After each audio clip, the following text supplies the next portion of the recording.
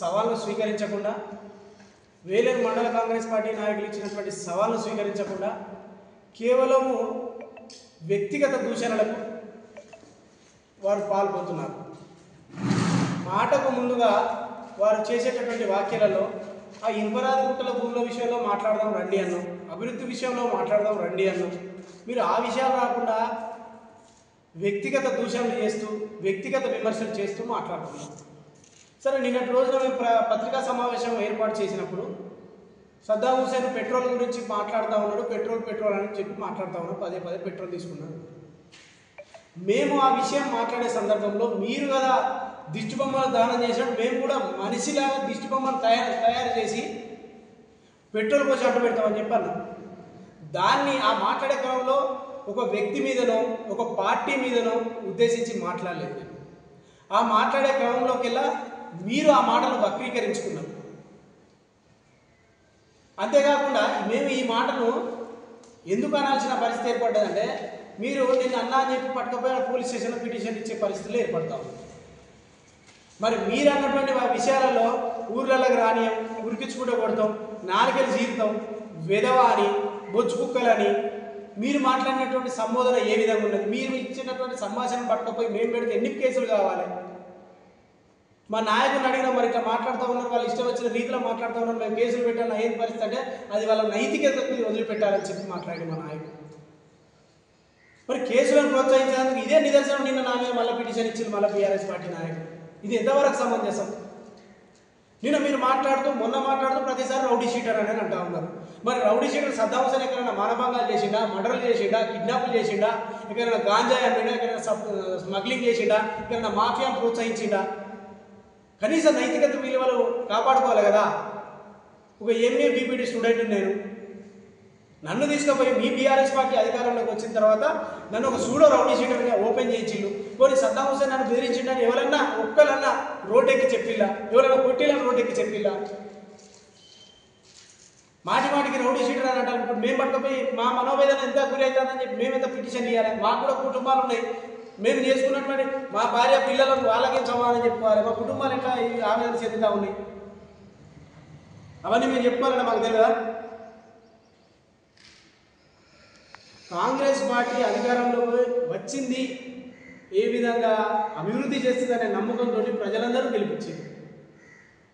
Congress party అధికారంలోకి వచ్చిన 15 నెలల్లోనే సీత కన్నా అన్ని కష్టాలు వచ్చినాయో లేదో, సీతమ్మ గారి అన్ని నిందలు మోసిందో లేదో, ఇలా కాంగ్రెస్ పార్టీ ఇన్ని విధాలు అయితే మరి 10 సంవత్సరాల బట్టి మీరు చేసినటువంటి కార్యకలాపాలు ఏ విధంగా ఉంది? కాంగ్రెస్ పార్టీ వచ్చి రాగానే ఉచితంగా సన్నబియ్యం, ఉచిత బస్సు ప్రయాణం, సబ్సిడీ గ్యాసులు, ఉచిత కరెంటు, ఆరోగ్యశ్రీ పథకాలు, ఇలా చెప్పుకుంటూ పోతే ఎన్ని లేవు. ఎక్కడాకనే మా ఎంపీ గారు వరంగల్కు ఎయిర్పోర్ట్ నిర్మాణ విషయంలో ఎంత కష్టపడి తీసుకొచ్చిందో మీ అందరికీ తెలిసిన విషయమే. రైల్వే కోచ్ ఫ్యాక్టరీ మా యొక్క మంత్రుల ఆధ్వర్యంలో, మా యొక్క రేవంత్ రెడ్డి గారి ఆధ్వర్యంలో వీళ్ళందరూ ఉమ్మడిగా జిల్లా మంత్రులతోటి, నాయకులతో అందరూ కలిసిపోయి అక్కడ సాధించేటటువంటి ఘనత కీర్తి వాళ్ళది. వారిని విమర్శించే పరిస్థితులు ఏర్పడతా ఉన్నాయి. మేము ఇచ్చినటువంటి ఏదైతే సవాళ్ళు స్వీకరించడం మీ బాధ్యత, అది స్వీకరించరు. ఓకే, మీరు మనోవేదనకు గురయ్యాలన్నారు. ఇప్పుడు నేను నా మాటలను వెనక్కి తీసుకుంటానా అని చెప్పి అంట. నేను ఏదైతే మాటలున్నా ఆ మాటలను వెనక్కి తీసుకుంటానంట. మరి మీరు నన్నన్న మాటలు, మా నాయకుడు అన్న మాటలు క్షమాపణ చెప్పరు వెంటనే. దానికి సిద్ధమైతే మేము కూడా సిద్ధమవుతాం. మీరు రెచ్చగొట్టే వ్యాఖ్యలు చేసుకుంటా ఉన్నటువంటి నాయకులందరూ లేనటువంటి నాయకులందరూ పేరు తగ్గుతూ ఉన్నారు. నిన్న మీరు చేయాల్సిన కార్యకలాపాలు ఇదే పల్లా రాజేశ్వర రెడ్డి గారైనా, ఇదే తాటికొండ రాజయ్య గారైనా, సార్ మా కడియం శ్రీహరి గారు చెప్పినటువంటి వాక్యం స్వీకరించమనండి, సవాళ్ళు స్వీకరించమని అని చెప్పి ఇప్పటికీ చెప్తా ఉన్నాం. ఇవి చెప్పకుండా నిన్న మీరు మాట్లాడుతూ ఉంటే ప్రెస్ మీట్ కనీసం వాళ్ళ ప్రస్తావన తీయకుండా ఓన్లీ సద్దాం హుసేన్ టార్గెట్ చేసే మాట్లాడింది తప్ప వేరే ఉద్దేశమే లేదు. మీరు మాట్లాడిన విషయాలు ఏదైనా ఉందా?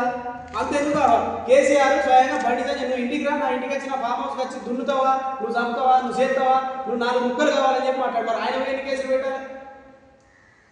రాజకీయంలో ఎప్పుడు కానీ విమర్శలు ప్రశంసలు వస్తూ ఉంటాయి, ప్రతి విమర్శలు ఉంటాయి. వ్యక్తిగత దూషణలు చేయదు కదా. నేను ఎక్కడన్నా వ్యక్తిగత దూషణలు చేసిన చెప్పుల్ని మీరే చూసిరు కదా.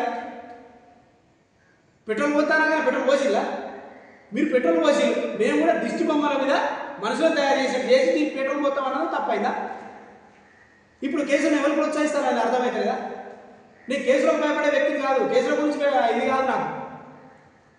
మా యొక్క కడియం శ్రీహరి గారు 800 కోట్ల రూపాయలకు 1000 మందిల సమక్షంలో ఇదే రేవంత్ రెడ్డి గారిని తీసుకొచ్చి గన్పూర్లో శంకుస్థాపన చేయించిండు, కార్యక్రమాలను మొదలుపెట్టిండు. మీరు 8 పైసలు కూడా తీసుకురాలని చెప్పంటారు, 8 రూపాయలు కూడా తీసుకురాలని చెప్పంటారు. ఇక మీ విజ్ఞత వదిలిపెట్టాలి. మీరు మాట్లాడిన ఎన్నేమో మంచిగా ఉన్నాయి, మేము మాట్లాడేసరికి వక్రీకరించుకుంటా ఉన్నారు. మీరు వక్రీకరించుకునేటటువంటి విషయాలను అది మీ విజ్ఞతకే వదిలిపెడతా ఉన్నారు. ఇక్కడ ఉన్నటువంటి జంగారావు రెడ్డి గారు ఏం చేసిండు, వాళ్ళు ఏం చేసిన, వీళ్ళు ఏం చేసి వాళ్ళ ముచ్చట చెప్తా ఉన్నారు. ఎక్కడున్నటువంటి నాయకులైనా కానీ అభివృద్ధి విషయంలో రండి, చర్చ కూర్చుందాం, అఖిల పక్షంగా కూర్చుందాం, ఇది కావాలి, ఇది చెయ్యాలి. అల్లాడిపోతా ఉన్నారు. అక్కడ వర్షం పడితే ఏం చేయాలో తెలియక వేలూరు మండల కేంద్రంలో మోరీ లేక ఇబ్బంది పడతా ఉన్నాడు. సైడ్ రైలు కావాలి, వాటి గురించి కొట్లాడదాం. సెంట్రల్ లైటింగ్ కావాలి, వాటి గురించి కొట్లాడదాం.